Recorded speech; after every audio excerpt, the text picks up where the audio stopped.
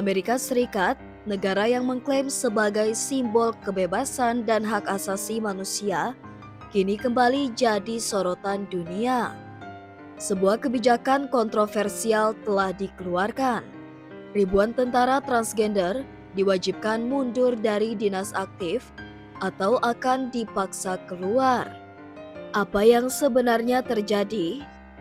Apakah ini langkah menjaga keamanan nasional atau justru bentuk diskriminasi terang-terangan? Pada awal Juni 2025, Menteri Pertahanan AS Pete Hegseth mengeluarkan panduan terbaru untuk seluruh cabang militer. Isinya mengejutkan. Seluruh anggota militer transgender diberi batas waktu hingga 6 Juni untuk secara sukarela mengundurkan diri.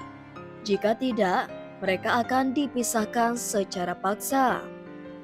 Panduan ini menandai kebangkitan kembali kebijakan eksklusif terhadap gender yang sempat ditinggalkan sejak era pemerintahan Obama.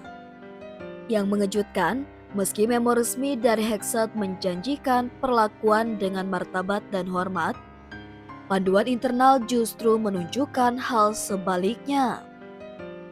Dalam dokumen yang dibocorkan ke publik, Angkatan Darat AS memberikan petunjuk bagaimana mengidentifikasi tentara dengan disforia gender, termasuk permintaan untuk penyesuaian medis, unggahan media sosial tentang identitas gender, bahkan percakapan pribadi dengan komandan. Lebih parahnya lagi, tentara transgender akan dipanggil berdasarkan jenis kelamin saat lahir, bukan identitas yang mereka klaim. Ini berlaku bahkan untuk perwira berpangkat tinggi. Komandan diberi wewenang untuk meninjau catatan medis dan menanyai identitas gender saat pemeriksaan rutin. Sebuah praktik yang disebut oleh banyak pihak sebagai perburuan identitas. Pete Hegseth, mantan pembawa acara Fox News dan veteran militer, pernah mengatakan dalam sebuah konferensi, "Tidak ada lagi pria bergaun. Kita sudah muak dengan omong kosong itu." Pernyataan itu dianggap sebagai bukti bahwa kebijakan ini bukan hanya soal keamanan, tapi juga didorong oleh ideologi dan politik identitas. Ini bertolak belakang dengan janji perlakuan bermartabat terhadap tentara transgender. Salah satu korban kebijakan ini adalah Mayor Kara Corcoran, perwira infanteri dengan 17 tahun pengalaman militer dan veteran perang Afghanistan. Ia kini terancam dipisahkan dari dinas bukan karena kinerjanya, tetapi karena identitas gendernya. Dalam wawancara, Corcoran mengatakan, "Ini lebih buruk dari kebijakan Don't Ask, Don't Tell.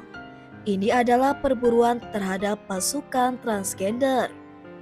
Ia juga menegaskan bahwa pasukan transgender sudah bertugas secara terbuka sejak 2016, tanpa mengganggu kesiapan atau kekompakan unit. Mereka yang dipecat akan menerima kode RE3 yang berarti tidak bisa bergabung kembali kecuali ada dispensasi khusus. Bahkan ada yang mendapat kode JDK yang terkait dengan isu keamanan nasional. Menurut pengacara militer Cody Harness, kode ini bisa menjadi penghalang besar bagi karir veteran transgender di sektor pemerintah dan keamanan. Dalam dunia kerja, identitas transgender kini bisa kembali dilihat sebagai resiko keamanan. Di tengah gejolak kebijakan ini, Mayor Corcoran menyampaikan pesan mendalam. "Kami percaya pada nilai-nilai Amerika yang sama, kebebasan dan pengorbanan. Kami siap mati membela negara ini, tapi kenapa kami justru diperlakukan sebagai musuh dari dalam?" Kebijakan ini menimbulkan pertanyaan besar.